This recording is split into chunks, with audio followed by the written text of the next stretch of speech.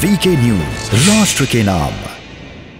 1994 में सर्वसम्मति से ये प्रस्ताव पारित किया गया था। भारत सरकार की ओर से प्रस्ताव लाया गया था जब सरकार नरसिम्हा राव जी की थी संसद में कि यदि कोई पाकिस्तान और हिंदुस्तान के बीच में कोई विषय है तो वो मात्र इतना कि जो जम्मू कश्मीर का हो हिस्सा जो इतने वर्षों के बाद भी पाकिस्तान के गैर कानूनी कब्जे में है, उसे किस तरह से पुनः भारत में सम्मिलित किया जाए। और ये हमारी प्रतिबद्धता है।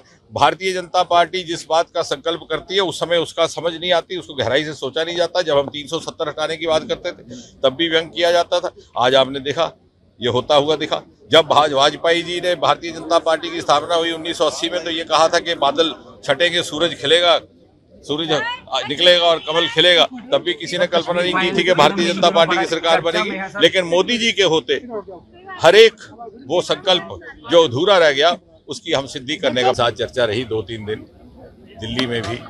ये बात शायद इसलिए हो रही है कि बहुत से दूसरे टिप्पणीकार पूरा अध्ययन नहीं करते। यदि आप जगमोहन जी की किताब माई फ्रोजन टर्बुलेंस पढ़ लें, जिसका उन्होंने नया एडिशन भी जारी किया था अपने स्वर्गवास से 1-2 वर्ष पहले, एक एक घटनाक्रम प्रमाण सहित है।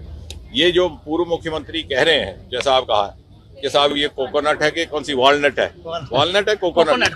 अच्छा चलो जो भी नट है दैट इज ऑल्सो नट। नहीं, वो ये भी कह रहे हैं कि ये फिल्म है या डॉक्यूमेंट्री, उनको समझ में नहीं आ रहा। वही कह रहा हूँ कि वो जो भी नट कह रहे हैं वो इसलिए कह रहे हैं कि मैंने उस दिन ये कहा कि इस सारे घटनाक्रम की, वैसे तो ये शुरू से ही नीतियों पर एक खलल था, नीतियों का 1947 से जो शेख अब्दुल्ला की व्यक्तिगत प्राथमिकताओं के आधार पर नीतियां तय की जा रही थी और जवाहरलाल नेहरू के साथ जो उनकी दोस्ती थी उसके कारण उनका बोलबाला रहा। बाद में वो राजीव गांधी और फारूक अब्दुल्ला की एकॉर्ड के रूप में फिर से सामने आया।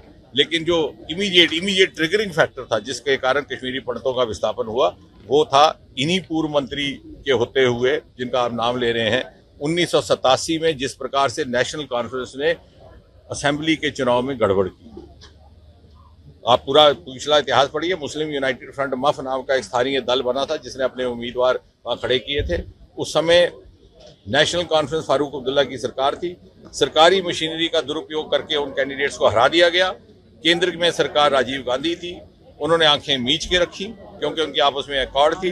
दूसरे शब्दों में नेशनल कॉन्फ्रेंस कांग्रेस की मिली भगत थी। उसके बाद ये सिलसिला शुरू हुआ सिलेक्टिव किलिंग का। सबसे पहले भारतीय जनता पार्टी के ही अध्यक्ष की हत्या हुई थी, टीकालाल टप्पू, जो ये कहते हैं ना साहब भारतीय जनता पार्टी ने करवाया। उनसे ये सबसे पूछे कि सबसे पहले किलिंग तो हमारे कश्मीर अध्यक्ष की हुई थी, फिर प्रेमनाथ भट्ट जो हमारे एक विचारक थे, उसके बाद लसा कोल जो आपके मीडिया के ही साथी थे दूरदर्शन के, इसी प्रकार नीलकंठ गंजू जिन्होंने मकबूल भट्ट की फांसी की सजा दी थी। और उसके बाद एक ऐसा माहौल बनाया गया। लेकिन तत्कालीन ट्रिगरिंग फैक्टर 1987 का इलेक्शन था जब नेशनल कॉन्फ्रेंस ऑफ कांग्रेस ने मिलकर के उस इलेक्शन में धांधली की। वो सारे के सारे कैंडिडेट जो हार गए और वो सारा का सारा ग्रुप जाकर के JKLF की गोद में बैठा और उसके बाद आज़ादी के नारे लगने लगे और उसी के चलते चलते आगे। बल्कि जब तक जगमोहन आए तब तक स्थिति इतनी बिगड़ चुकी थी।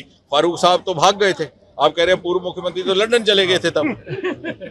तो जो नेता अपने क्षेत्र अपने लोगों को छोड़ करके लंदन चला जाए और फिर ये आरोप लगाए, मैं नहीं समझता उसका कितने विश्वसनीयता है। फिर तो 1996 में वो वापस लौटे।